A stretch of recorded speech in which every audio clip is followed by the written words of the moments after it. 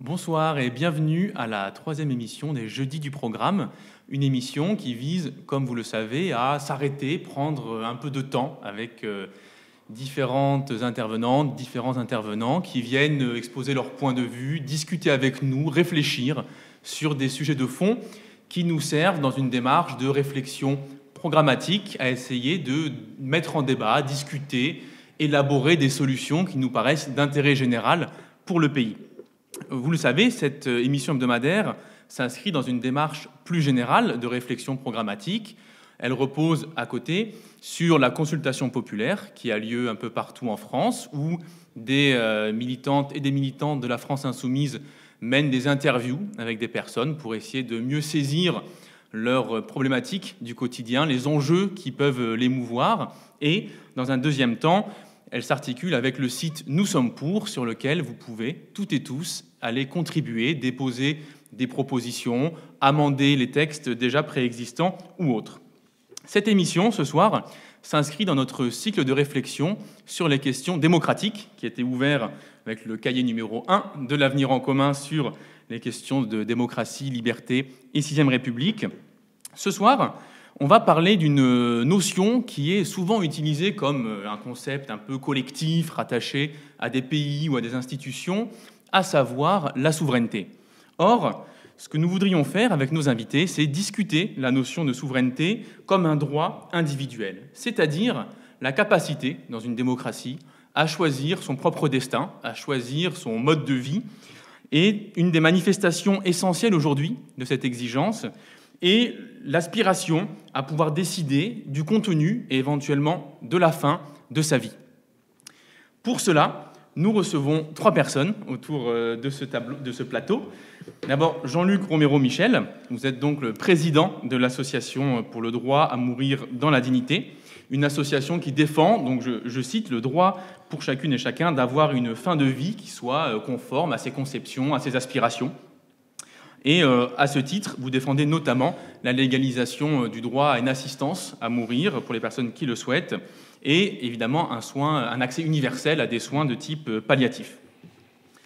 À côté de vous, Francis Carrier, vous êtes président et fondateur de l'association Grey Pride, qui est une association dans laquelle s'articulent différentes luttes, notamment la contestation, la lutte contre les discriminations en vertu de l'âge, les luttes contre les discriminations en version de la séropositivité, les luttes contre les discriminations à l'égard des orientations sexuelles des personnes, et le tout notamment dirigé envers les personnes dites âgées, les vieux, comme on l'évoquait tout à l'heure en discutant, pour essayer de défendre leur droit à organiser leur vie, leur existence et la décider. Enfin, Caroline Fiat, tu es avec nous ce soir, députée La France Insoumise de la 6e circonscription de Meurthe-et-Moselle. Tu es membre de la Commission des affaires sociales, où on connaît notamment ton travail sur les questions de santé. Et bien sûr, tu es connue en tant qu'une des premières aides-soignantes élues à l'Assemblée, donc, qui a notamment remis ses savoirs professionnels au service de la collectivité durant la crise sanitaire du Covid, où tu as fait des allers-retours entre ton rôle de parlementaire et ton activité professionnelle.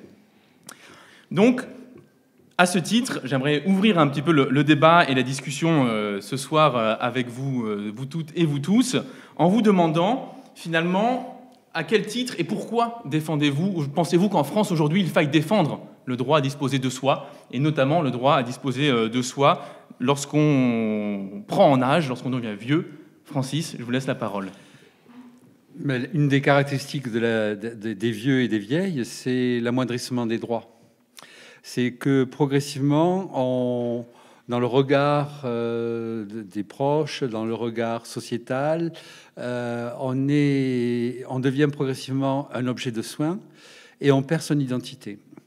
À tel point que on n'a plus d'orientation sexuelle, on n'a plus de sexualité, on n'a plus de besoins affectifs.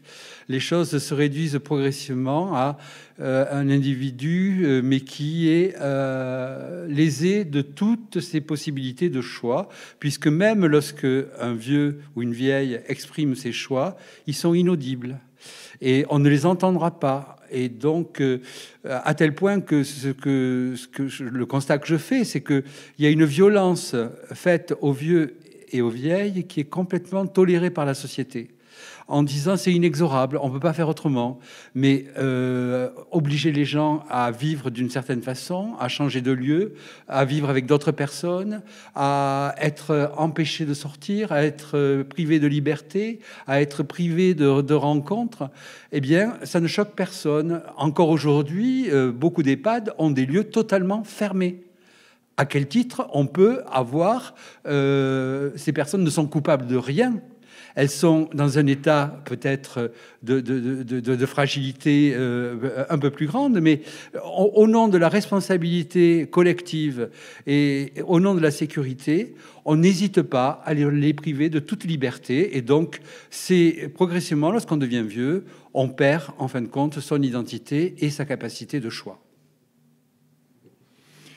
Et cette question de la capacité de choix, Jean-Luc, c'est une des raisons qui motive votre engagement également. Oui, parce que c'est vrai qu'on est sur la question des libertés, qui est une question importante. D'abord, c'est surtout les frontons des écoles dans notre pays.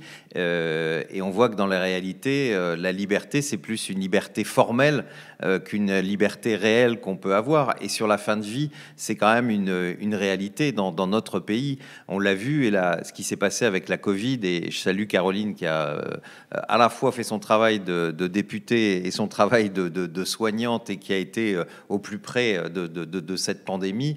On a vu à quel point les gens se sont retrouvés à la fois sans plus aucun choix. Moi, j'ai vu ma mère est décédée de la Covid au mois d'octobre dernier. Elle n'avait pas le droit aux visites. Ces personnes mouraient seules et on ne les écoutait pas dans les souffrances qu'elles pouvaient avoir. Alors, je comprends, les personnels faisaient ce qu'ils pouvaient. Hein, on l'a dit depuis longtemps, que ce soit dans les EHPAD, dans les hôpitaux ou ailleurs, le personnel n'est pas assez nombreux. Et évidemment, cette période de Covid a débordé tout le monde et c'était quelque chose d'affreux.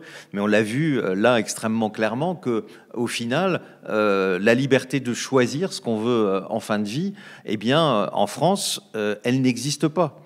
D'abord, on a fait de la question de la fin de vie une affaire médicale.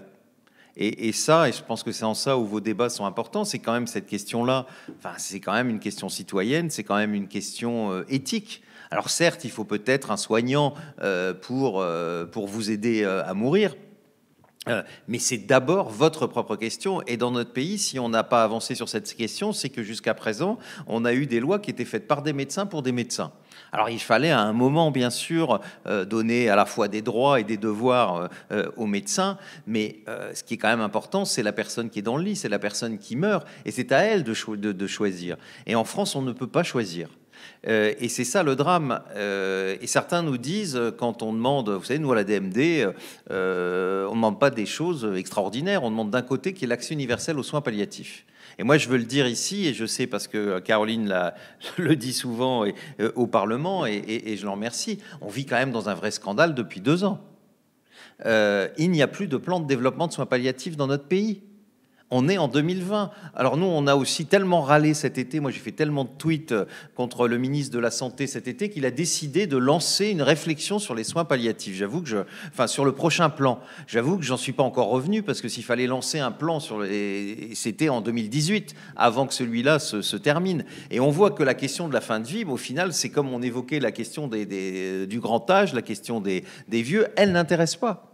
Elle n'intéresse pas, donc il n'y a pas l'argent d'un côté, et en plus, on ne vous permet pas de pouvoir, si vous n'en pouvez plus, choisir l'euthanasie, le suicide assisté, enfin avoir le droit de choisir. Et on est dans une société qui vous refuse en plus le doute, quoi. Parce que ici, autour, que ce soit nous, aujourd'hui, on n'est pas mourant, on ne sait pas ce qu'on voudra à la fin. Ce qu'on veut, par contre, c'est avoir ce choix. Parce que vous, moi, etc., peut-être que on aura envie d'aller jusqu'au bout et donc de pouvoir bénéficier de soins palliatifs et de mourir le plus tard possible. Mais peut-être qu'à un moment où les soins palliatifs, on n'en voudra pas, c'est aussi une liberté, où on comprendra plus le sens de devoir vivre ces jours, ces mois supplémentaires alors qu'on est dans la souffrance. Et bien cette liberté-là, elle vous est absolument confisquée, et on est dans un système paternaliste qui fait que, à la limite, si un médecin accepte, on peut vous faire une sédation terminale où on va vous endormir, on va arrêter de vous hydrater, de vous alimenter, on va attendre qu'on provoque quelque part une maladie, c'est-à-dire que vos reins soient atteints, et puis on va vous laisser mourir pendant 3 semaines. humaine. Donc on voit que cette notion chacun aujourd'hui, on décide pas de notre naissance, a envie au moins de pouvoir contrôler sa fin de vie et d'avoir ce choix quand on arrive au bout du chemin. On veut être des citoyennes, je crois, et des citoyens jusqu'au bout, avec cette possibilité d'aller, même dans la souffrance, au bout du chemin, ou, comme le disait Jean-Luc Mélenchon, éteindre la lumière.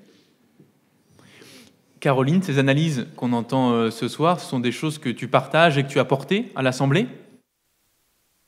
Oui, alors moi j'ai la méchante habitude de vouloir mettre les mots exacts sur des termes précis. Donc c'est vrai que ça avait posé pas mal de questions parce que nous, dès notre première niche parlementaire, on a eu à cœur de déposer une proposition de loi sur l'euthanasie. Et moi j'avais à cœur que ce soit bien écrit euthanasie assistée pour une fin de vie digne. Parce que c'est une euthanasie ou un suicide assisté. Donc, pour pas cacher, souvent, des fois, sur les propositions de loi, c'est écrit le droit de mourir dans la dignité. Alors, je dis rien, Jean-Luc, j'adore ton association. Mais voilà, moi, je voulais que les mots ont leur importance et donc, il faut bien préciser des fois ce que c'est.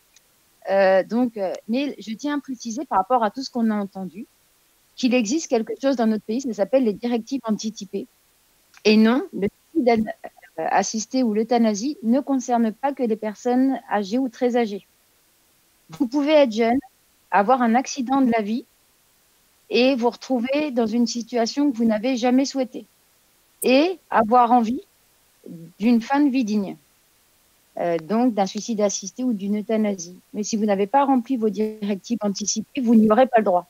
Et voilà, ça ne concerne pas que les personnes âgées. On peut être très jeune et avoir envie de décider de couper la lumière et de décider que pour nous la vie c'est pas ce qu'on avait décidé, de souffrir, d'être allongé dans un lit, d'être enfermé dans un corps.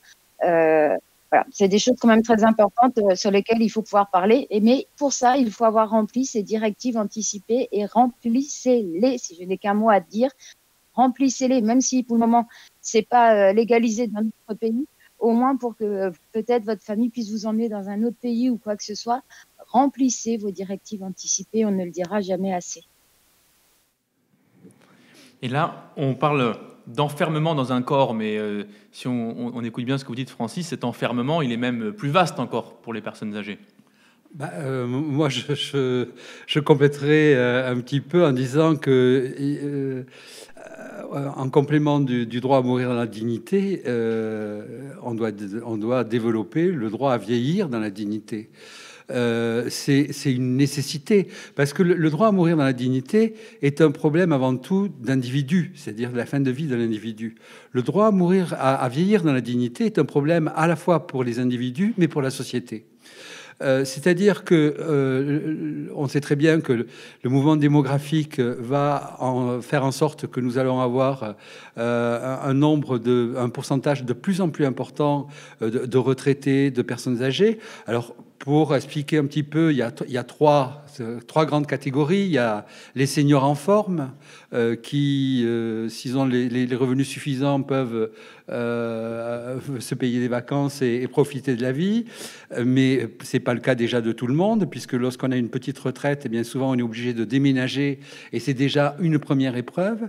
Après, il y a une deuxième étape qui est la perte d'autonomie progressive, c'est-à-dire le besoin d'avoir une assistance, soit dans son foyer, et souvent, bon, c'est aussi une période où on va peut-être décider d'un changement aussi d'habitat. Et puis, il y a la troisième période qui est la grande dépendance. Et aujourd'hui, si vous voulez, comme pour la fin de vie, on a délégué toute cette organisation en pensant que c'était le monde médical qui allait régler tous ces problèmes. Quand c'est pas le monde médical, c'est le monde politique. Et quand c'est pas le monde politique, aujourd'hui, on voit une troisième catégorie, c'est le monde du secteur privé qui considère que, en fin de compte, les vieux, c'est un marché. Et donc, il y a tout intérêt à développer des structures qui vont permettre donc d'exploiter et en faire un lieu commercial. Mais il n'y a rien de plus faux, c'est-à-dire que le temps que dans notre société, aujourd'hui, il y a 15 millions de retraités. Hein. Demain, ce sera 20 ou 25, et très rapidement, on va avoir cette pyramide. Tant qu'on n'aura pas compris qu'il faut apprendre aux gens qu'est-ce que c'est que la phase de la retraite et qui représente un tiers de notre vie, de plus en plus. C'est quelque chose qui est récent. Avant, moi, quand je suis né, à 65 ans, quelqu'un qui mourait 2 ans plus tard après la retraite, on disait il n'a pas profité beaucoup de sa retraite, mais bon, c'était comme ça. Aujourd'hui, la vieillesse est un phénomène nouveau et on ne l'a pas encore appréhendé dans l'organisation de nos sociétés. On a les mêmes images de la vieillesse qu'auparavant, en disant que c'est une déchéance. Alors ce mot a fait un tort énormément aux représentations que l'on peut avoir du tiers de cette vie que l'on aura tous, et je le souhaite. Mais il est essentiel de penser qu'il faut apprendre à gérer cette période de notre vie, à retrouver un rôle social qui est essentiel, et aussi favoriser, bien sûr, les échanges entre les personnes. L'isolement qui est de plus en plus présent dans le grand âge et dans les personnes retraitées est un fléau social, parce que lorsqu'on est isolé, on est sans défense, on est sans recours, on est sans possibilité de pouvoir se défendre, d'avoir des perspectives. Et aujourd'hui, les perspectives que l'on a, qui sont donc les structures qui ont été inventées récemment, qui sont les EHPAD, personne ne veut y aller, pourtant ils sont pleins. Et aujourd'hui, si on ne décrète pas un empowerment, enfin, il ne faut pas le décréter, il faut que ça se réalise, c'est-à-dire qu'il y a une nécessité que les vieux, les 50, 65 ans, 70 ans, comprennent que s'ils ne se saisissent pas de leur vieillesse, des services dont ils auront besoin, des structures d'habitat dont ils auront besoin, eh bien, et tant qu'ils les délégueront à d'autres personnes qui considèrent les vieux comme une catégorie à part, eh bien, on n'aura pas une satisfaction donc de pouvoir avoir une fin de vie correcte. C'est un enjeu de société parce que, bon, on le voit bien avec le Covid, hein, les tentatives d'affrontement intergénérationnel qui montent, qui apparaissent, de désigner les vieux comme bouc émissaire de l'absence de liberté des jeunes générations. Mais on part sur des faux problèmes, sur des fausses situations. Moi, je peux vous montrer le nombre d'exemples de gens au Petit Frère des Pauvres, où je suis, que l'on a totalement abandonné depuis des années, qui ne voient personne, qui n'ont aucune famille, qui sont dans une situation qui sont complètement démunis et qui n'ont un habitat qui est totalement précaire. Mais je pense qu'il y a une nécessité sociale de comprendre que la société doit vraiment se prendre en charge sur le regard de la vieillesse. On ne doit pas déléguer ce problème aux politiques, au monde du travail, au monde financier ou au monde médical. Il faut à tout prix de se dire que bien, ce tiers de ma vie, comment je vais le saisir, comment je vais l'exploiter et comment je vais vraiment le vivre. Pas en continuant non plus de faire comme si je n'étais pas vieux. Parce que ça aussi, c'est la gérontocratie qui existe. C'est-à-dire, beaucoup de vieux refusent cette situation de vieux en disant ils continuent sur ce qu'ils avaient auparavant. Alors c'est vrai pour beaucoup de nantis ou de personnes qui ont eu un rôle politique ou un rôle... On voit bien que dans le monde politique, le nombre de personnes qui sont considérées comme des personnes âgées est peut-être très important. Et je pense que cette gérontocratie, elle ne permet pas de voir toutes les autres personnes qui sont dans une précarité qui est très importante, des difficultés de rencontre, de but, de désir. Alors moi, je travaille aussi en plus sur les minorités LGBT, sur le VIH. Mais quelles sont les possibilités aujourd'hui pour une personne séropositive ou une personne trans de voir quel est son avenir en vieillissant? Il n'y en a aucune. Aucune. Il n'y a pas de lieu. Il n'y a pas de personnes qui ont été formées pour accueillir et pour comprendre l'identité et respecter et accompagner. Cet accompagnement, aujourd'hui, il est réduit au minimum. On a fait beaucoup de progrès, c'est sûr, par rapport aux hospices du 19e. Mais aujourd'hui, il y a encore beaucoup à faire. Et donc, ce droit à vieillir dans la dignité est essentiel pour la construction sociale. Sinon, nos sociétés craqueront. Et dans ce cadre que vous décrivez, en France, on a un des taux de suicide des personnes âgées, vieilles, seniors, parmi les plus importants. Est-ce que vous pensez, Jean-Luc, que ouvrir un nouveau droit, une nouvelle liberté, qui serait celle de pouvoir décider quand est-ce qu'on éteint la lumière, contribuerait en fait aussi à améliorer peut-être les conditions de vie ou les projections de ces personnes-là? Oui, vous avez tout à fait raison, mais je voudrais, si ça vous embête pas, dans le prolongement de ce que disait Francis, et c'est là un des vrais problèmes de cette société. On voit bien que on met, et il faut surtout pas arrêter, énormément d'argent sur le début de la vie, dans l'accompagnement du début de la vie, etc. Et c'est très bien, d'ailleurs, on a une politique nataliste qui n'est pas la plus mauvaise en Europe dans ce domaine-là. Mais dès que on parle à la fois de la vieillesse, de la retraite, et puis bien sûr la fin de vie, l'argent n'est pas là. Et c'est quand même ça le grand drame de tout ça. C'est qu'on a l'impression qu'on n'est plus des citoyennes et des citoyens dès qu'on a atteint l'âge de la retraite. Ou dès qu'on entre par la porte d'un hôpital, parce que ça aussi, beaucoup plus jeune, on voit bien, Francis évoquait tout à l'heure la lutte contre le sida, où les malades avaient voulu prendre en main et avaient voulu être acteurs de leur, de leur santé. On voit qu'aujourd'hui, c'est extrêmement difficile. Celles et ceux d'entre vous qui, comme moi, ont un certain nombre de pathologies et qui doivent souvent aller à l'hôpital, même s'ils savent se défendre, et moi je sais me défendre, mais c'est extrêmement compliqué de se faire entendre. Et je l'ai vu aussi avec la mort de ma mère. Moi je connais les lois, je sais les choses, et j'ai dû me battre pour qu'on entende, et on l'a pas entendu comme je souhaitais, alors que ma mère réclamait, n'en pouvait plus des souffrances qu'elle avait dans ces derniers jours. Donc on voit qu'aujourd'hui il faut entendre à la fois les personnes à la retraite, les vieux, dans cette idée qu'ils veulent être de plus en plus des acteurs.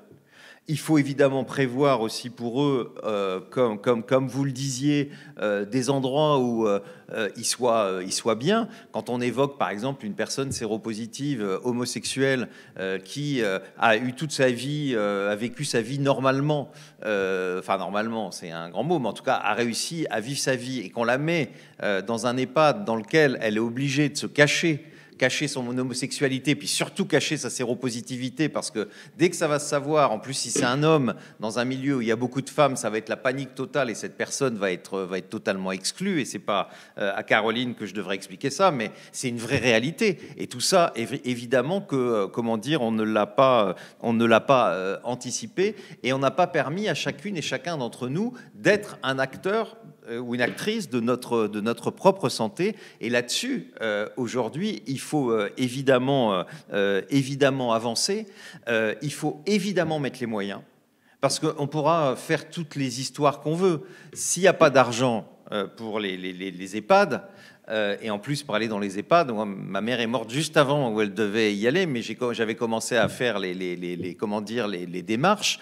Ma mère gagnait 1 000 € par mois. Elle était dans le Pas-de-Calais. La moindre maison, la moindre EHPAD, c'était 2 200 €. Et 2 200 €, je pense que c'était pas la mieux, hein, comme vous pouvez l'imaginer. On voit dans quelle situation on est aujourd'hui. Et en plus, dans un certain nombre d'EHPAD, parce que les moyens ne sont pas là, c'est pas quelque chose de simple. Et puis avec la Covid qui est arrivée, où on a juste réfléchi à dire allez, on va les cacher, on va les parquer, comme on le voit d'ailleurs pour la vaccination. Moi, j'étais extrêmement étonné que la première des choses qu'on fasse pas, c'était de vacciner tous les gens qui travaillaient dans les EHPAD d'abord. Même avant les personnes concernées, puisque les pauvres ne sortaient plus, et que les personnels ont été soignés dans un deuxième temps. Moi, ça m'a quand même un peu sidéré, parce que les gens qui venaient tous les jours, c'est eux qui pouvaient éventuellement amener la Covid.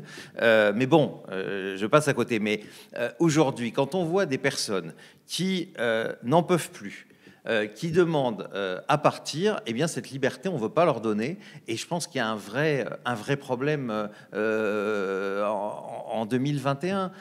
Quand on voit dans des EHPAD des gens qui sont complètement à bout, refusent de manger, refusent de s'hydrater parce qu'ils ne voient plus le sens de la vie, on peut comprendre. Vous savez, on aime tous la vie. Et je crois que tant qu'elle est vivable, on l'aime. Il n'y a pas de gens qui ont... Enfin, bien sûr, il y a toujours des exceptions, mais même quand vous apprenez une grave maladie, vous avez envie de vivre un moment. Mais à un moment, quand tout ça n'est plus possible, quand vous avez dit au revoir au vôtre et que vous voyez plus le sens de ces souffrances que vous vivez, je crois qu'il faut entendre les gens. Et c'est ça que ce droit fondamental dont on a besoin, et que d'ailleurs vous, je crois que vous êtes un des seuls partis à le proposer, à vouloir aussi constitutionnaliser, comme vous voulez constitutionnaliser l'IVG, je crois, est quelque chose d'extrêmement important, parce qu'on a besoin de rassurer aussi les gens. Parce que, vous le disiez, on a un des plus forts taux de suicide des personnes âgées et des grands malades de la zone OCDE.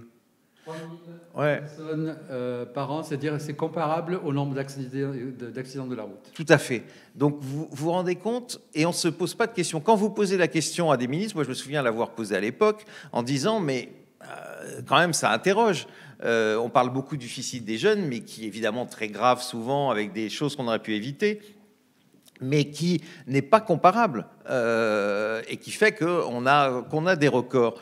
Il ne faut pas s'étonner. Quand vous avez des gens qui voilà, n'en peuvent plus, savent que la fin va être terrible, qu'est-ce qu'ils font? Ils se suicident, et puis souvent ils font quoi? Ils se suicident prématurément. Parce que vous le faites tant que vous pouvez, et parce qu'on ne sait pas ce que va être la suite de la vie.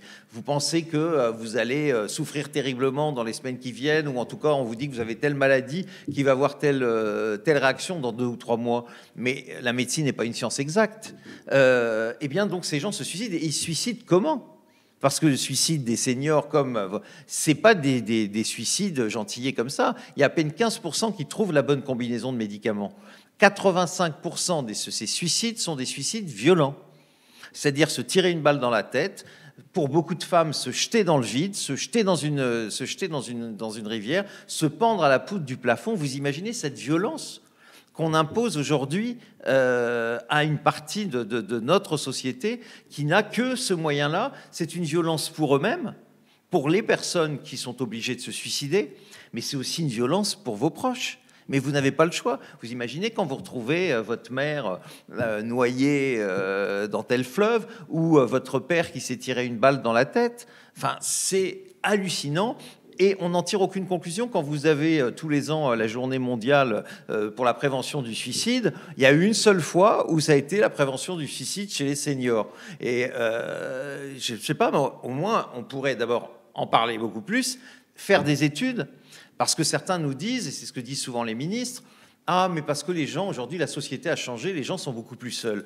Bien sûr qu'il y a une partie de cette réponse, il ne faut pas être démagogique. Là, nos sociétés sont différentes. Avant, on mourait dans nos familles, entouré de nos enfants. Aujourd'hui, c'est pas qu'on veut plus le faire, c'est qu'aussi la vie, quand vous vivez dans une grande ville comme Paris, que vous avez un 2 pièces, vous pouvez pas avoir vos enfants, vos parents et tout ça chez vous. C'est absolument impossible. Et donc, c'est pour ça qu'aujourd'hui, il faudrait un peu plus travailler autour de ça, et puis donner aux gens cette ultime liberté, ce droit fondamental qui en fait rassurerait les personnes. Et je peux vous dire qu'il y a plein de personnes, ou seniors, ou comme le rappelait tout à l'heure Caroline, parce que évidemment cette question ne concerne pas que des personnes âgées, mais aussi des jeunes qui, ayant des graves maladies, eh bien, ils pourraient rester dans leur pays, parce que je vous rappelle qu'il y a quand même plein de gens qui fuient aussi notre pays, au-delà du suicide. Hein. Mais ça, vous savez, pour aller en Suisse, il faut 12 000 €.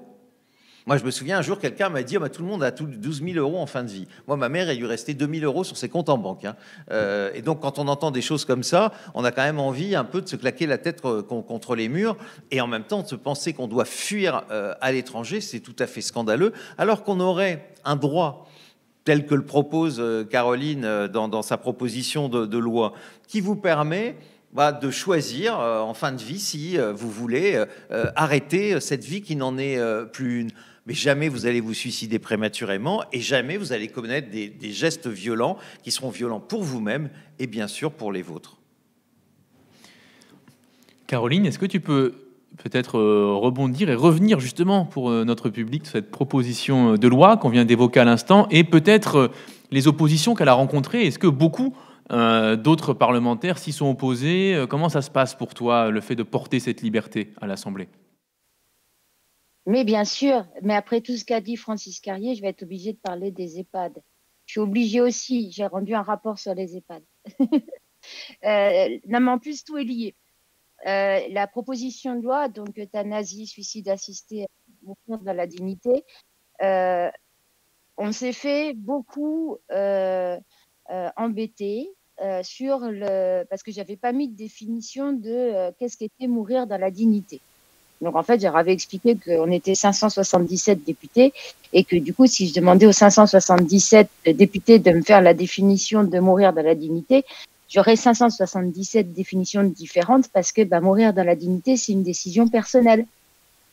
Et que donc, on ne pouvait pas, nous, législateurs, nous, députés, écrire cette définition parce que c'est bien un choix personnel. Et qu'il fallait laisser ce choix personnel de décider. Si moi, Caroline Fiat, aujourd'hui, je décide que globalement, être alitée, avoir des protections, qu'on est obligé de me laver matin, midi et soir et qu'on change mes protections, je considère que ça va. Je considère que ça va plus du moment où je reconnais plus mes enfants, que j'arrive plus à avoir une conversation avec mes enfants. Pour moi, c'est ma limite. Alors, je le dis parce que du coup, c'est ce que j'ai fait dans mes qui vont anticiper. Elles sont perdues, au moins il y a une vidéo maintenant. Voilà, là, ce qu'on fait à ce moment-là, pour moi, c'est le passage où je considère que pour moi, c'est plus une vie digne et que je veux passer le cap à ce moment-là. Tout ça, il faut pouvoir en parler. Déjà, il faut que la mort ne soit plus un tabou dans les familles. Et ça, c'est un peu compliqué, mais on progresse. Et il faut aussi que les législateurs comprennent que ce n'est pas parce qu'on autorise l'euthanasie ou le suicide assisté que demain, il va y avoir un nombre pas possible d'euthanasie et de suicide assisté. Dans les pays qui ont légalisé, le taux est de 2 à 3%. Et encore, parce qu'il y a plein d'étrangers qui viennent parce que c'est pas autorisé dans leur pays. C'est juste aussi un moment où ça rassure les gens. C'est-à-dire que les personnes, on va prendre un cancer généralisé, ont très peur, se disent « Oh là là, je vais souffrir, je vais avoir mal, et se disent « Est-ce que si je souffre de trop, est-ce que je peux avoir droit à l'euthanasie ?» Et qu'on leur dit oui, ils sont rassurés, ils sont calmes, ils sont posés, et ça se trouve, ils ne le demanderont pas. Mais ils savent qu'au cas où, c'est comme la péridurale quand on accouche. J'en veux pas, mais au cas où, si j'ai mal, est-ce que je peux l'avoir? Oui. Concernant l'eugénisme de notre pays, parce que là, vraiment, on peut parler d'eugénisme. Moi, quand j'entends des gens qui vont sur les plateaux télé se demander si c'est utile de donner des vaccins aux personnes âgées, parce que peut-être que c'est plus important de le donner aux jeunes, je ne sais pas qu'on en est arrivé là. J'ai rendu un rapport sur les EHPAD, sur la situation des EHPAD. C'est devenu dramatique dans notre pays. Déjà, vous avez remarqué que les EHPAD, on les cache bien. C'est en sortie de ville, bien cachés. Si on pouvait les mettre derrière l'autoroute pour bien cacher nos vieux, ce serait mieux. Ça devient quelque chose. C'est un vrai sujet. Moi, vous le savez, c'est un sujet qui me tient particulièrement à cœur. Et je prends toujours comme exemple, on va parler de sexualité, du papy qui arrive dans l'EHPAD, qui toute sa vie, le matin, avant de partir au boulot, buvait son petit coup de gueule le matin et fumait son tabac gris, et que du moment où il rentre dans l'EHPAD, plus d'alcool, c'est pas bon pour la santé, plus de tabac parce que c'est pas bon pour la santé.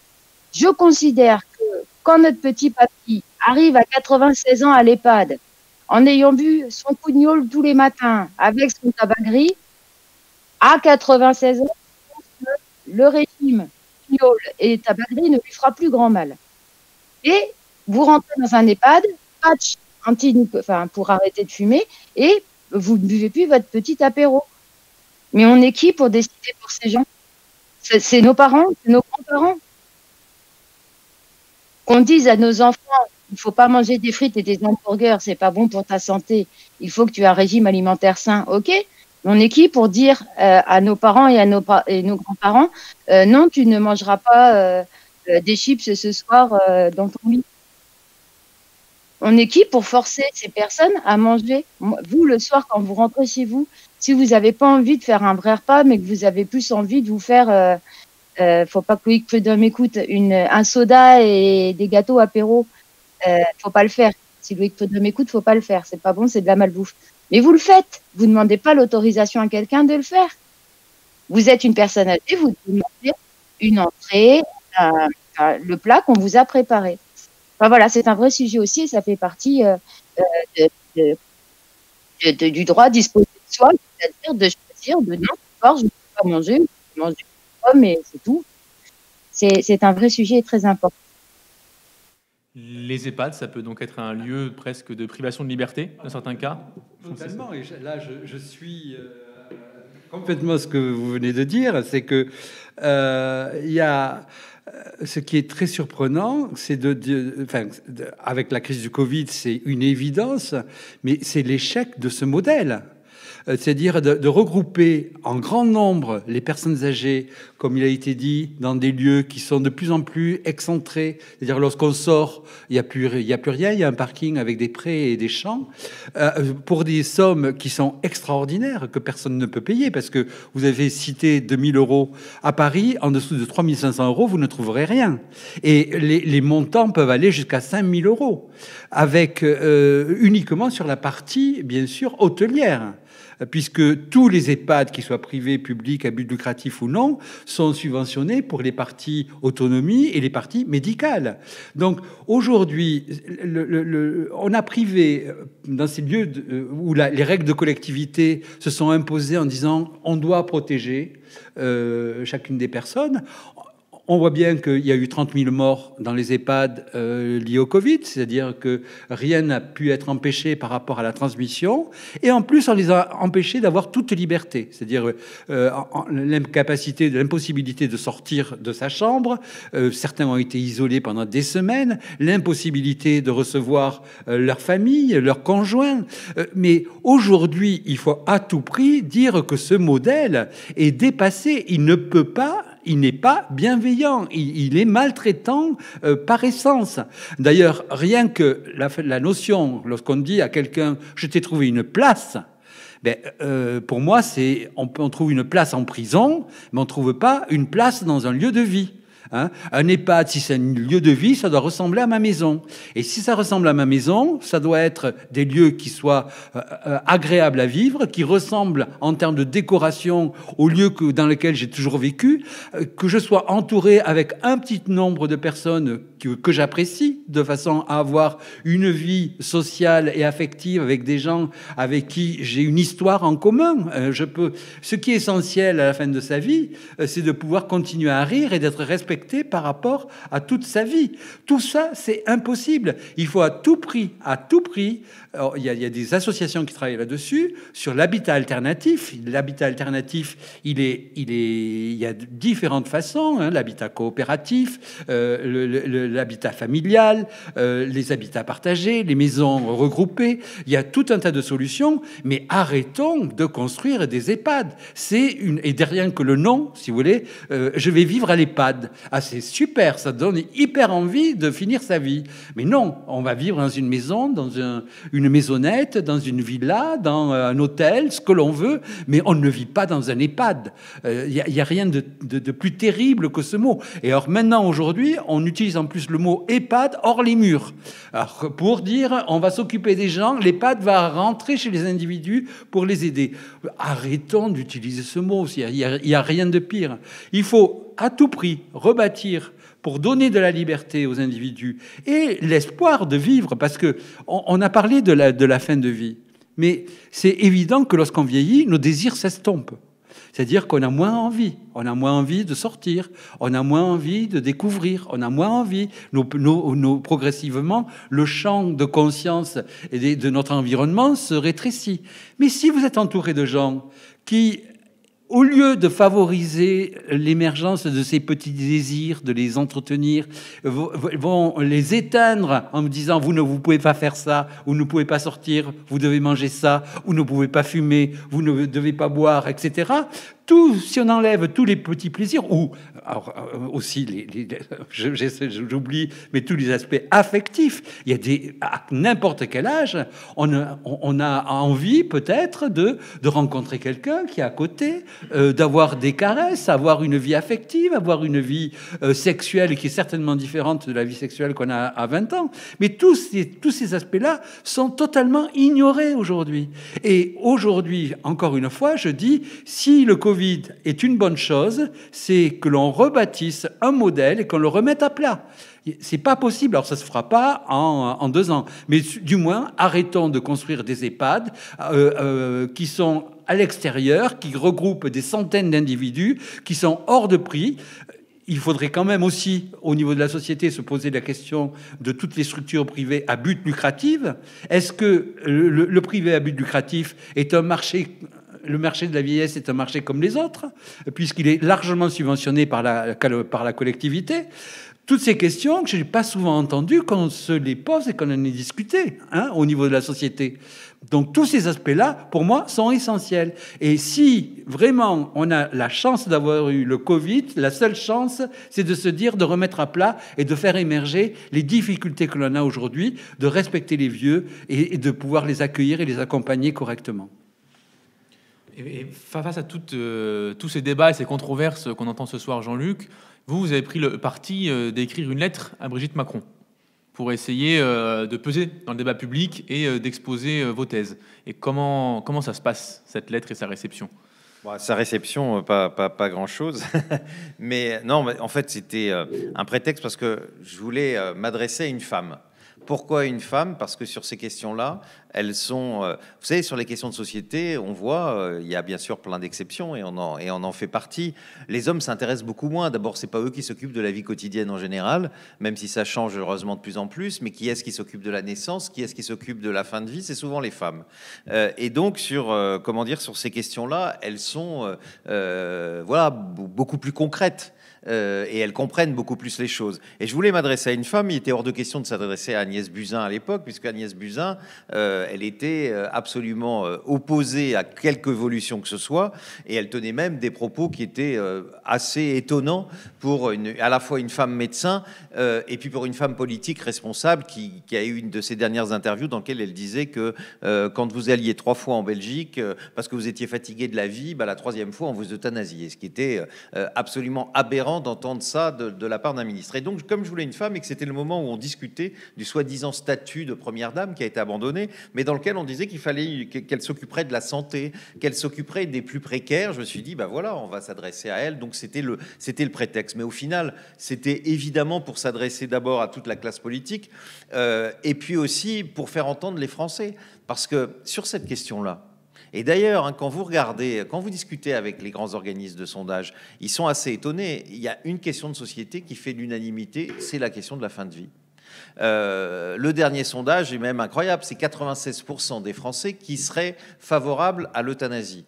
La Croix, qui a été assez honnête sur cette question, parce qu'elle n'est pas très favorable, avait même fait un sondage il y a 2 ans dans lequel on apprenait que plus de 61% des catholiques pratiquants, c'est-à-dire ceux qui vont à la messe tous les dimanches, il n'y en a quand même pas tant que ça, étaient favorables, et voire 90% des non-pratiquants. Et on voit donc que clairement, aujourd'hui, on est dans une société qui souhaite avoir cette ultime liberté, dans une société qui est totalement ouverte, mais où vous avez des politiques qui sont en total décalage, vous avez des religieux qui sont en total décalage, avec leurs propres fidèles, et il faut qu'aujourd'hui quand même on entende cette revendication, et je vous dis, c'est pas parce que tous les Français veulent être euthanasiés, veulent avoir le suicide assisté, ils veulent pouvoir choisir.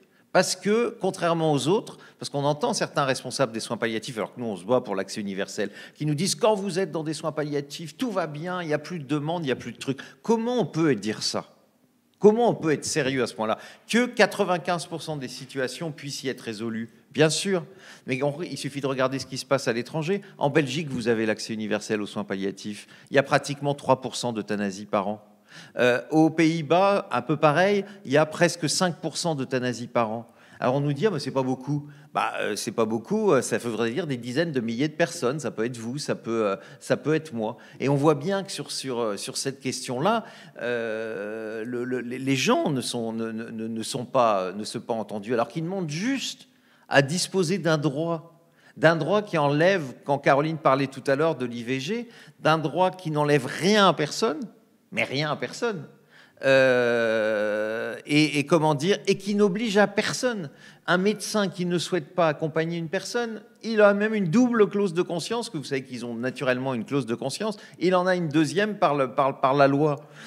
Une personne qui veut mourir le plus tard possible, eh bien la loi elle la garantit parce qu'elle met sa volonté. Le texte de Caroline, c'est quoi? C'est mettre la volonté de la personne au centre.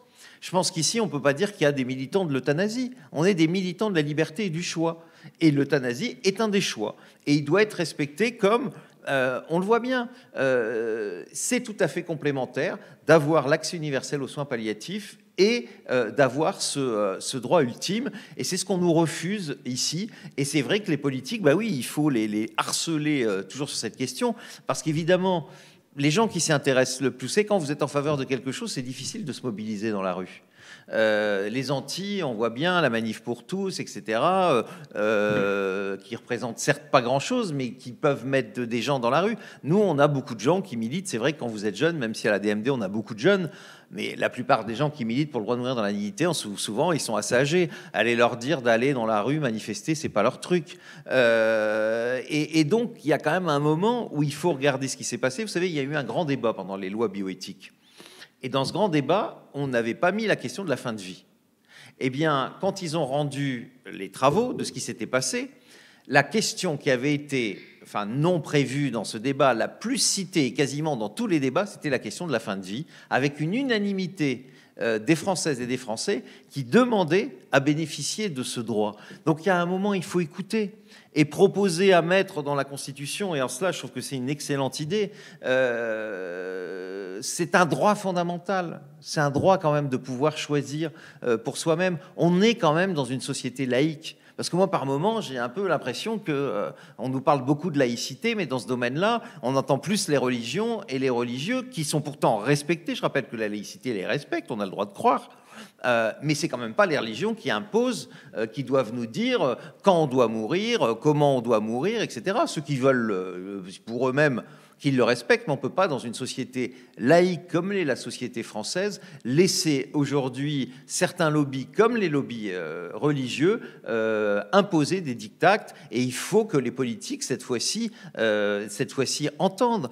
On ne peut plus avoir des arguments de nous dire, vous savez, avant on nous a sorti, il faut laisser du temps à la loi, à la dernière loi Leonetti. Bah, écoutez, elle est de 2016, on est en 2020. Maintenant, qu'on arrête de nous dire ça. Et en plus, la loi de 2016, c'était la même que la loi de 2010, c'était la même que de celle de 2005, même qu'elle restreignait encore plus nos libertés. Qu'on ne nous dise pas qu'il faut attendre qu'on ait l'accès universel aux soins palliatifs, ces gens-là n'ont rien fait. Ces deux dernières années, il n'y a pas eu un centime pour le développement des soins palliatifs. Donc aujourd'hui, il n'y a plus aucun argument. Et qu'on ne nous dise pas l'argument de la dérive. Parce que c'est cet argument-là, alors aujourd'hui, ça devient assez insupportable quand on sait qu'en France, il y a des gens qui sont aidés qui n'ont rien demandé. Alors, et voilà, et c'est des études de l'INED qui nous le disent. Et les dérives, c'est pas dans les pays à côté qu'elles ont lieu, c'est bien dans un pays comme le nôtre. Et donc aujourd'hui, je ne vois plus quel est l'argument politique sérieux qu'on peut nous opposer. Tout le monde est respecté dans cette loi, et elle donne un droit nouveau. Et je crois que dans une société, c'est le rôle des parlementaires de donner ce droit ultime. Et je crois que globalement, si notre société donne ce droit, c'est toute la société qui s'élèvera, comme ça s'est passé d'ailleurs pour le mariage pour tous, pour l'IVG et pour un certain nombre de droits qu'on a eu de haute lutte à chaque fois ces 30 dernières années. Cette comparaison entre euthanasie et IVG, Caroline, est-ce que ça indique qu'il s'agit de deux pratiques qui existent toujours, mais simplement qui parfois sont rendues illégales? Est-ce que ce sont des pratiques qui existent clandestinement de toute façon dans la société et auxquelles il faut en fait avant tout donner un cadre juridique de sécurisation? Non, quand je comparais avec l'IVG, je comparais les débats de l'époque où on expliquait que si on rendait légal l'IVG, toutes les femmes qui, en apprenant leur grossesse, allaient avorter. Et non, c'est pas parce qu'on vous donne le droit d'interrompre votre grossesse que dès que vous apprenez votre grossesse, on vous propose d'avorter. C'est pour ça que je comparais les deux. C'était l'argument opposable numéro 1 à ce que vient de dire Jean-Luc Romero. C'est pas parce que la proposition existe que tout le monde va sauter dessus. Et quand on me dit oui, mais du coup, si le droit à l'euthanasie existe, dès que quelqu'un va apprendre qu'il a une maladie, on va lui proposer une euthanasie. C'est pour ça que j'avais répondu, je suis oui, mais c'est sûr, c'est connu. Moi, j'ai été 4 fois enceinte, les 4 fois, je suis arrivée, le gynécologue m'a dit l'IVG existe, vous en voulez une? Non, enfin, jamais ça arrive dans la vraie vie, quoi. C'est pas parce que ça existe qu'on vous le propose. Donc, c'est pour ça qu'on parlait de choses, parce que c'est souvent les arguments dont on nous parle. Mais pour revenir à ce que c'est intéressant, ce que disait Jean-Luc, dans la loi bioéthique, ils ont mis la PMA. Et nous, on est relativement satisfaits que la PMA pour toutes soit dedans. Mais la PMA pour toutes, c'est un sujet sociétal. Donc, qui, globalement, n'avait rien à faire dans la loi bioéthique. Et donc, je me suis relativement battue, fâchée beaucoup, pour que l'euthanasie soit dans la loi bioéthique. Donc, on m'a refusé mes amendements sur euthanasie dans la loi bioéthique en m'expliquant qu'on ne pouvait pas mettre dedans parce que c'était un sujet sociétal et pas bioéthique. Non, mais c'est pour vous dire qu'ils ont toujours des arguments. Donc, la PMA, pour toutes, sujet sociétal, c'était dans la loi bioéthique. On ne va pas s'en plaindre, hein. On ne va pas s'en plaindre qu'il l'ait mis dedans. Mais, par contre, euthanasie, c'était pas dedans parce que c'était un sujet sociétal. Enfin, voilà, ils ont toujours des arguments pour pas parler du sujet, mais qui est demandé par 89% des Français interrogés par le journal La Croix, quand même, c'est pas rien. Et il faut avancer. Il faut réellement avancer. Il y en a marre des personnes qui se suicident violemment. Et il y en a marre des... Ce qu'il faut comprendre que la violence, généralement, c'est pour les familles et c'est pour les soignants.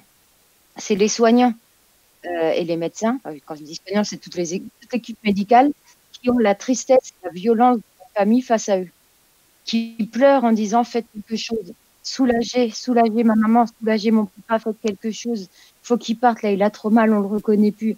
Et nous, on ne peut rien faire. Et cette violence-là, elle est horrible. Et donc ça, c'est le quotidien des soignants dans certains services. Et ça, personne n'en parle, mais c'est quand même important. Je tenais à le dire parce que tout à l'heure, on parlait des EHPAD. Et le mot maltraitance a été dit, et moi je sais que je le prononce souvent en parlant des EHPAD. Je précise bien maltraitance institutionnelle. Et je vais faire du coup un coup de cœur à mes collègues des EHPAD qui vivent depuis 1 an des situations pas possibles. Je rappelle qu'aux Pays-Bas, c'est 1,2 soignants pour un résident. Au Danemark, c'est 1 soignant pour un résident. En France, on est à 0,18 soignants pour un résident. Les filles, elles sont à fond. Moi, j'ai des collègues qui me racontent qu'elles entendent encore le bruit des gars des pompes funèbres qui clouaient les cercueils en bas de la résidence tellement il y avait de décès. Elles vivent un cauchemar depuis 1 an. Donc, un gros cœur à tous les personnels d'EHPAD. On sait que c'était pas vous, c'est les politiques qui vous donnent pas les moyens de vous occuper de vos résidents et que vous avez choisi ce métier pour accompagner, pour prendre soin. Et on vous en donne pas les moyens et vous faites un métier formidable, c'est vous les meilleurs. Et vivement qu'on vous donne les moyens du 1 pour 1 et ces établissements, parce que je veux que ces établissements continuent à exister et je prouverai à Francis Carrier que quand il verra un établissement Fiat, il se dira mais elle a raison, il faut que des établissements comme ça. Mais il faudra que je lui prouve des établissements façon Fiat. Et du coup, tu dis que tu en connais. Ah oui, non, je fais pas du tout de l'EHPAD bashing. C'est-à-dire que je connais beaucoup d'EHPAD qui sont extraordinaires, avec des gens qui sont extraordinaires. Et c'est pas du tout ça. C'est le principe même de règlement collectif que je dis. Lorsque vous rentrez dans un EHPAD, le problème, c'est que vous ne rentrez pas dans une maison. Vous rentrez dans un lieu qui semble médicalisé, coquet, propre pour certains, pas pour tous, mais qui ressemble pas à un endroit de vie. C'est tout sauf un endroit de vie. C'est très rare d'avoir des lieux parce que l'hygiénisme, les contraintes en termes de normes qui sont imposées dans ces constructions font qu'on arrive à un habitat qui est totalement, pour la plupart des lieux, dépersonnalisé. C'est-à-dire on a un sentiment d'être entre l'hôpital, la prison, on ne sait pas trop, mais certainement pas un habitat individuel ou qui a le charme des objets, du fouillis.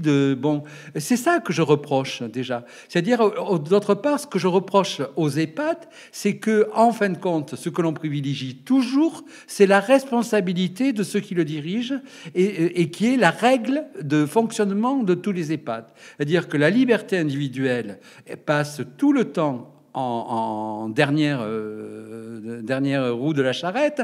Bon, on a supprimé, par exemple, toute activité pour les pensionnaires qui peuvent faire quelque chose, participer au repas, mettre la table, tous ces gestes que beaucoup de gens peuvent maintenir quasiment jusqu'au bout de leur vie. Ils ne sont pas forcément autonomes pour vivre seuls et faire le marché, les courses, etc.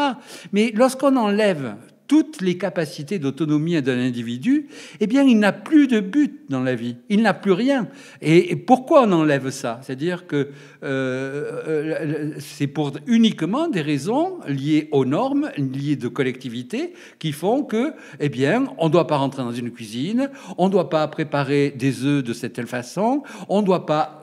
Et on arrive à une aberration. Et c'est pour ça que, encore une fois, je repositionne le fait que les règles de collectivité sont, même si elles ont été imposées pour améliorer l'hygiénisme et l'hygiène et la sécurité des individus, elles enlèvent tellement de la liberté et du plaisir de vivre que c'est un échec patent. Lorsqu'on est dans des modèles beaucoup plus familiaux, c'est-à-dire l'habitat coopératif, les lieux de famille, les habitats partagés, où on décide ensemble de ce que l'on fait, où on a un projet solidaire, où on discute avec les autres, où on peut se faire aider aussi, bien sûr, par des personnes de l'extérieur, tout ça permet de mettre en avant d'abord la liberté de l'individu. Je ne vois pas pourquoi on réclamerait la liberté de mourir si on travaille pas sur la liberté de vieillir, comme on le souhaite.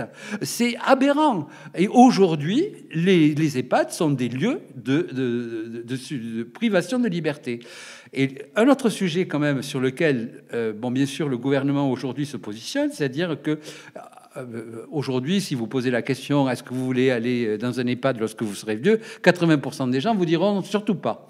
Bon, donc, et puis ça coûte très cher, très cher à la collectivité, très cher pour l'individu. En général, toute la richesse amassée par un individu, eh bien, va passer dans les quelques années qui sont de vie dans un EHPAD, ce qui est totalement aberrant.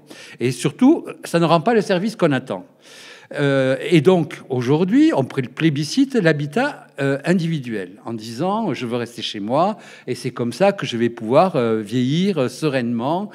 Donc l'État, bien sûr, s'est jeté là-dessus, c'est beaucoup moins cher. On donne des allocations liées aux incapacités des individus, à la perte d'autonomie. On peut financer, bien sûr, des aides à domicile, mais pour la collectivité, c'est une évidence, ça coûte bien moins cher. Sauf que aujourd'hui, et ça c'est par expérience, puisque moi j'ai accompagné beaucoup de personnes jusqu'à leur mort dans leur appartement, et j'ai connu aussi, j'ai accompagné beaucoup de gens dans les EHPAD, donc je parle quand même de sujets vraiment que j'ai vécu de l'intérieur, avec des différents cas qui sont très importants. La plupart des gens qui restent dans leur appartement souffrent d'une absence totale de coordination des différents services qui sont proposés. Alors,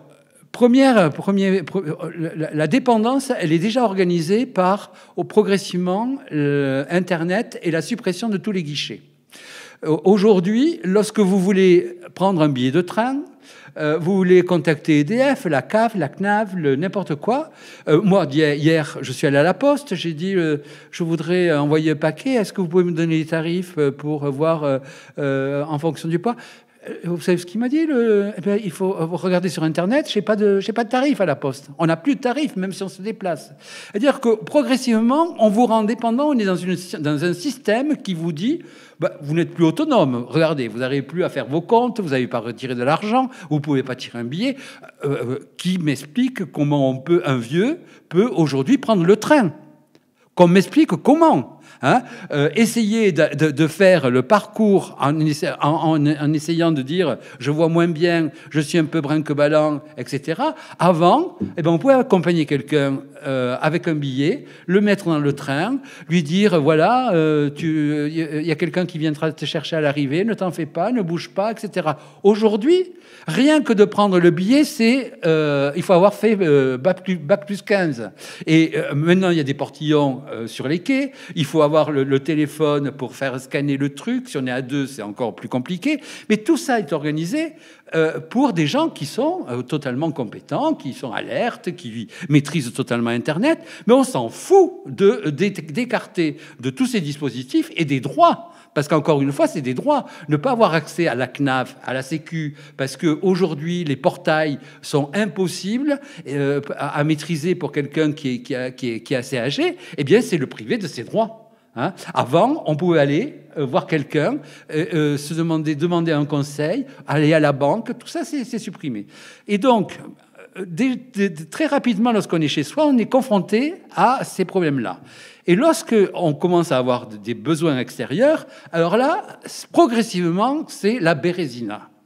Parce qu'on a les aides à domicile, on a les soins infirmiers, on a le médecin de ville, on a le kiné, on a la coiffeuse. Alors là, pour l'instant, on est avec quelqu'un qui est encore à peu près en forme. Puis après, on a l'HAD.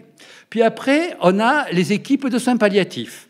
Et progressivement, votre chez vous devient un passage ininterrompu d'individus que vous ne connaissez pas.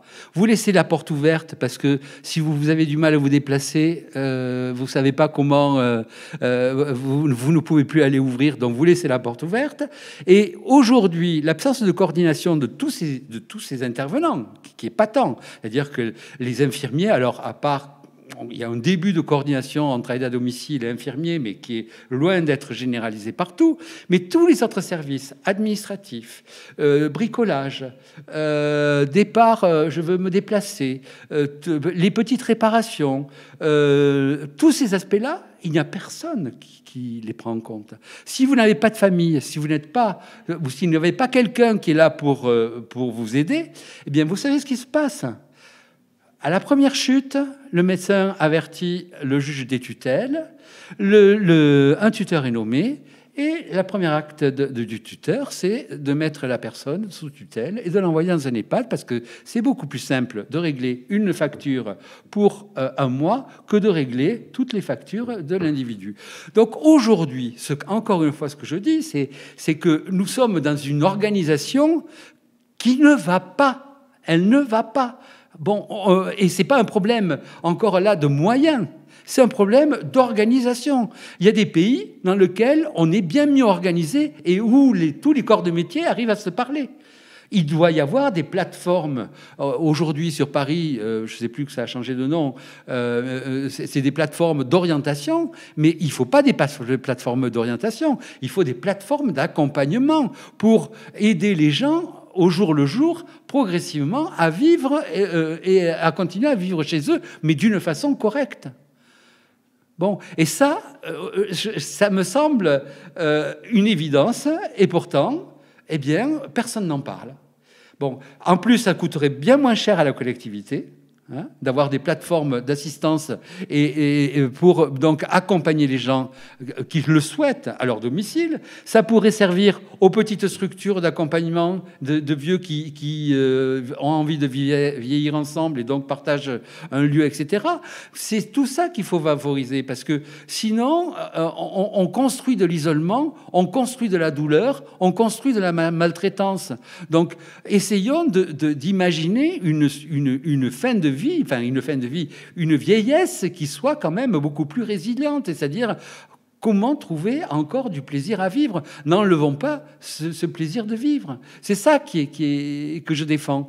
Et étant donné que je travaille bien sûr pour les minorités en termes d'orientation sexuelle, pour les personnes trans, bon, je prends l'exemple des personnes trans. Imaginez que vous faites venir pour une personne trans, que vous faites venir une aide-soignante pour faire une toilette, alors que l'aide-soignante ne sait pas ce que c'est qu'une personne trans qui n'est pas opérée.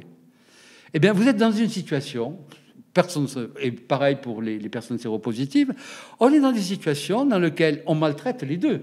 C'est-à-dire la personne qui a fait appel à ce service et celle ou celui qui va le réaliser, puisque personne n'est préparé. Et donc, tous ces aspects-là, aujourd'hui, qui sont des évidences. Bon, sur les personnes séropositives, il y a à peu près, aujourd'hui, 50 000 seniors et le nombre de la file active des personnes séropositives est de plus en plus important. Lorsque vous posez la question, par exemple, aujourd'hui, on a fait un documentaire sur France 3 avec 2 réalisatrices, pour vous dire où on en est quand même. Et ces 2 réalisatrices ont téléphoné à une centaine d'EHPAD pour avoir des témoignages donc, de personnes LGBT en EHPAD. La plupart du temps, lorsqu'elles ont eu le directeur, la réponse c'est « on n'a pas de ça chez nous ». Voilà où on en est de la perception de l'individu. Voilà, c'est tout. J'ai rien d'autre à dire. Et c'est pas, encore une fois, je n'ai rien contre les individus.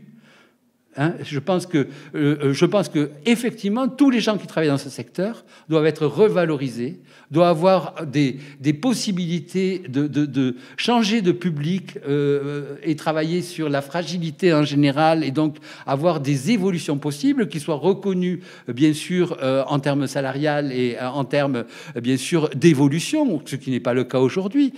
Mais aujourd'hui, il y a une nécessité de repenser tous ces dispositifs. Il faut les remettre à plat. On est complètement à côté de la plaque. C'est pas parce qu'on va mettre quelques millions ou quelques milliards de plus qu'on résoudra les problèmes si on ne change pas de logiciel. Voilà, c'est simplement ce que je dis. Et le logiciel principal, c'est de dire qu'un vieux a une identité et il est fragile, mais son identité, on doit la respecter jusqu'au bout de sa vie. Et notre camarade Caroline va devoir bientôt nous quitter. Donc je voudrais lui demander si elle veut nous donner un petit mot de conclusion en analyse, en fait, tous ces sujets qu'on évoque, l'articulation entre droit, liberté de mourir, liberté de vieillir. Toi, qu'est-ce que ça t'a inspiré cette émission? Est-ce que tu étais contente d'être là et comment tu veux conclure? Je suis tout le temps contente d'être avec vous, donc évidemment, j'étais contente d'être là. Même si j'aurais préféré être avec vous physiquement, mais c'est pas simple avec nos agendas. Ma conclusion, très simplement, c'est notre corps nous appartient, notre vie nous appartient. Donc, j'aimerais bien que sur nos façons de vivre, de vieillir, sur notre façon de gérer notre maladie et sur notre façon de fin de vie digne, de comment on considère notre fin de vie digne, on puisse le gérer tout seul comme des adultes. Ça, c'est le plus important, de le mettre dans la Constitution pour que jamais personne ne puisse revenir là-dessus. On voit bien dans certains pays que certains pays reviennent déjà sur l'IVG. Donc, si on arrive à le faire passer, on verrouille. Qu'on n'est pas revenir dessus après. Vraiment, c'est un choix personnel. Se respecter soi-même, c'est respecter les autres. Prendre soin de soi-même, c'est prendre soin des autres et apprendre tout simplement à vivre ensemble. Et moi, j'y crois. Je le démontre avec nos amendements depuis 3 ans et demi maintenant, en montrant que tout ceci est faisable. Il faut juste surmonter les manches et avoir envie de le faire. Et c'est pour ça que nous sommes pour, et que vivement 2022, qu'on mette tout ça en place. Et qu'est-ce que ce sera bien, dis donc. Merci beaucoup, Caroline. Jean-Luc, est-ce que pour vous, liberté de vieillir et liberté de mourir sont 2 droits fondamentaux qui vont ensemble? Oui, c'est clair. Et moi, je reviens sur ce que disait Francis tout à l'heure sur aujourd'hui les difficultés qu'ont les seniors dans les services publics. dans les services publics, parce que c'est quand même ce qui pose problème. Aujourd'hui, votre déclaration d'impôt, il faut la faire sur Internet. Comment vous faites si vous n'avez pas de famille? Parce que, et oui, il y a des personnes très âgées qui n'ont ni enfants, ni proches. Si vous voulez, l'exemple de la Poste est un bon exemple. Moi, ma mère était à la Poste. Elle voulait plus elle n'avait pas de carte de crédit parce que, en plus, elle voyait pas trop clair, donc, etc. Quand elle voulait retirer de l'argent, parce que vous savez, souvent les seniors, quand ils ont leur retraite au début du mois, et ma mère était comme ça, comme beaucoup, elle voulait retirer 300 €. Eh ben, elle devait aller au guichet de la Poste. Au guichet de la Poste, ils donnent plus d'argent. Donc, il fallait qu'elle aille dans une appareil. Alors, la Poste de Béthune, ils étaient sympas, ils accompagnaient ma mère et ils lui sortaient l'argent. Mais vous vous rendez compte que même dans un guichet de poste, alors je comprends, il y a aussi des raisons de sécurité, etc., qu'on peut entendre, mais enfin, quand même, imaginez pour les seniors. Pareil, elle avait une aide à domicile. Ben, l'aide à la domicile, elle a bénéficié quand même, elle bénéficiait de l'APA. Eh bien, c'était des chèques services. Eh bien, il fallait avoir un compte, il fallait qu'elle ait une adresse mail et un compte. Alors bon, elle a de la chance d'avoir un fils qui évidemment s'occupait de ça. Mais enfin, imaginez le nombre, et je voyais certaines de ses amies qui étaient dans un grand désarroi. Et je pense que ça, il faut d'autant plus y réfléchir, parce que là, on parle de service public. Là, on ne parle pas du privé. Et on voit qu'aujourd'hui, eh bien, un certain nombre de personnes ne peuvent plus y accéder. Et ce n'est pas que parce qu'on est vieux, parce que la fracture numérique, elle est aussi beaucoup plus large, et que c'est fantastique l'évolution d'Internet, etc. Qu'on peut, bon, mais sauf qu'il faut savoir qu'il y a sur le côté beaucoup de gens, et qu'il y aura, même si les générations seront de plus en plus formées à tout ça, parce qu'ils l'auront vécu dans leur vie, mais quand on est amoindri, qu'on a la DLMA, qui est, voilà, que vous voyez plus rien, enfin, ou presque plus rien, en tout cas que vous pouvez plus faire les formalités, que vous êtes sourd ou sourde, ce qui arrive souvent quand on est vieux. Voilà. Comment vous faites pour téléphoner à ces services? On l'a tous vécu, ça. Quand on doit téléphoner nous-mêmes, qui y arrivons encore à peu près, quand il faut téléphoner à un service public, qu'on vous dit de toucher sur 3000 touches, sur trucs, etc., qu'à la fin, vous-même, vous coupez la communication, vous, etc. Imaginez. Et je pense que ça, sur vieillir dignement, et vivre dignement, c'est beaucoup plus large, il y a un vrai travail, et que l'État devrait être exemplaire, et que dans ce domaine-là, on est entré dans quelque chose qui est absolument incroyable, et qui fait que si vous n'avez pas des proches qui savent utiliser les nouvelles technologies, eh bien, vous ne pouvez quasiment plus rien faire, et vous êtes dépendant de tout le monde, et c'est quelque chose d'affreux. Et puis après, pour le reste, voilà, il faut quand même entendre les gens. Je veux dire, une liberté qui n'enlève rien à personne. Moi, j'étais très frappé pendant le mariage pour tous quand je voyais tous ces gens qui manifestaient contre un droit nouveau. Mais ce droit nouveau, il leur enlevait rien. Et on se demandait pourquoi ces gens-là, ils allaient, c'est quand même nouveau ça, parce qu'avant on manifestait pour avoir plus de droits, pour garder des droits, etc. Ben là, on a des gens qui manifestaient pour vous empêcher. Qu'est-ce que ça change à ces gens-là que des homosexuels puissent se marier? Au contraire, ils devraient en être très contents. Et là, c'est pareil sur la question de la fin de vie. Mais ceux qui s'y opposent aujourd'hui, mais s'ils veulent pas.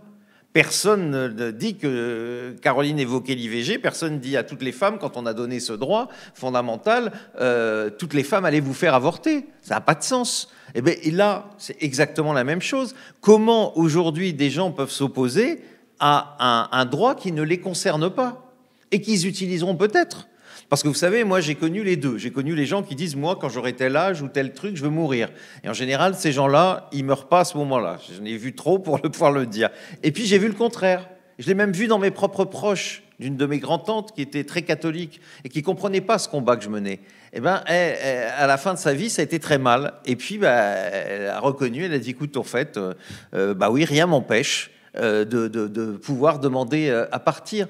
Donc il y a un moment dans notre pays, voilà, on doit être un peu plus bienveillant et arrêter d'entendre ces gens qui crient fort, qui sont en plus une vraie minorité dans la réalité des choses, et à qui surtout on n'enlève rien, et leur dire, écoutez, on vous enlève aucun droit à vous. Hein, et au contraire, on va vous faire que vous soyez totalement respecté dans votre choix final, puisque c'est vous qui déciderez. Et je pense que ce droit-là, aujourd'hui, il est incontestable. Et moi, c'est vrai, sur certains combats, je peux comprendre certaines choses. Sur celui-là, aujourd'hui, je ne comprends plus qu'on puisse s'opposer à ça. Et c'est pour ça que je pense que la constitutionnalisation de ce droit-là est quelque chose d'extrêmement symbolique pour montrer qu'on a ce droit et qu'on en dispose ou qu'on n'en dispose pas. Et pour reconnaître aussi qu'un être humain, on est des êtres humains, des femmes, des hommes, eh bien, on a le droit à cette partie de doute qu'on peut avoir. Et donc, on doit nous laisser pouvoir choisir à la fin ce qu'on souhaite, nous laisser jusqu'au bout dans notre choix. Parce que c'est ça quelque part, et que je crois que dans une société démocratique, dans une société, et je redis laïque, parce que je crois que c'est vraiment un des éléments dont on parle. Quand on parle de laïcité, on parle souvent très peu de ces questions de disposer de son corps, etc. Mais c'est absolument fondamental, parce que ces arguments, et qu'on entend encore, vous savez, quand vous entendez des parlementaires qui vous disent « votre corps ne vous appartient pas », ou dans des débats où j'ai eu, ils peuvent penser ça. Caroline a rappelé, mon corps m'appartient. Nous, on dit aussi, ma mort m'appartient. C'est quand même aberrant dans une république aujourd'hui qu'on puisse tenir ces propos-là. Que Monseigneur Barbarin les tienne, il fait ce qu'il veut, il dit ce qu'il veut. Après, les gens, ils font ce qu'ils veulent. Mais là, on est aujourd'hui face à des responsables politiques, face à des candidats à des élections, et qui ne sont pas là pour imposer leur point de vue religieux, mais qui sont là pour respecter les points de vue de tous, dans une société laïque qui doit respecter tous les points de vue, et donc qui doit respecter cette demande de liberté quand elle vient, et ce droit au choix. Et ce qui ne veut pas dire abandonner les gens comme on l'entend parfois, parce que nous, vous savez, les Belges, ils ont voté 3 lois quand ils ont légalisé l'euthanasie. Ils ont voté une loi sur l'accès universel aux soins palliatifs, une loi sur les droits des patients et une loi légalisant l'euthanasie. Eh bien, nous, c'est la même chose. Il faut tout. Dans une société, on est un citoyen jusqu'au bout. Et on a droit à des soins décents jusqu'au bout. Les soins qu'on souhaite.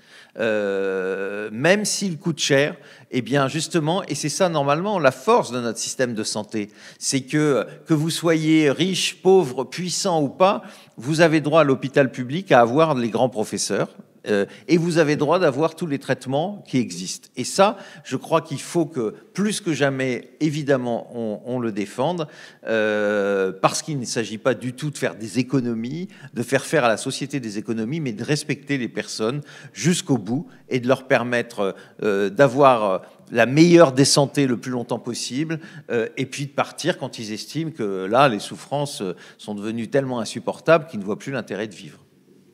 Merci beaucoup. Jean-Luc, un mot de la fin, Francis. Une vieillesse libre, protégée par des droits. Ah ben c'est une évidence. Bon, on le voit depuis il y a l'inscription à la vaccination des vieux. Tout d'un coup, on a réalisé que beaucoup de vieux, puisque la vaccination était ouverte aux plus de 75 ans, ben on a vacciné les gens d'abord, bien sûr, dans les EHPAD, et puis les vieux à leur domicile. Bien, s'ils n'avaient pas de famille, justement, s'ils n'avaient pas de gens proches, on s'est aperçu qu'ils ne s'inscrivaient pas. Ah tiens, on découvre ça. Mais ces individus qui sont justement, qui étaient peut-être très compétents, comme vient de le dire Jean-Luc, en vieillissant, bien, on voit moins bien, on a les doigts qui sont un peu gourds, on est un peu confus parfois, mais c'est pas pour autant qu'on n'est pas autonome, hein. On peut très bien continuer à vivre très bien comme ça, et pourtant on peut pas s'inscrire pour se faire vacciner. Et donc c'est une perte des droits, parce que effectivement, si on n'arrive pas à se faire vacciner, on ne peut pas s'inscrire sur la CAF, sur la CNAF, sur la SNCF, sur les impôts, et donc il y a un système d'inégalité qui progressivement se met en place lorsqu'on vieillit. Et aujourd'hui, il aurait dû y avoir, avec la généralisation et la suppression des guichets physiques, d'avoir des sorties, des possibilités de secours pour pouvoir aider tous les gens qui ne sont pas compétents ou qui sont précaires. Parce que il faut savoir aussi, il y a la compétence et la précarité. Tout le monde ne peut pas se payer, lorsqu'on a une petite retraite, un abonnement, un ordinateur pour pouvoir surfer et faire des rencontres. Non, c'est pas vrai. Il y a des gens qui vont hésiter de savoir comment ils vont dépenser leur budget. D'abord se nourrir, payer le loyer, et peut-être que les abonnements Internet ne sont pas vécus comme quelque chose d'essentiel. Voilà. Donc je pense qu'il y a à être vigilant sur la liberté et le respect des droits des individus lorsqu'ils vieillissent.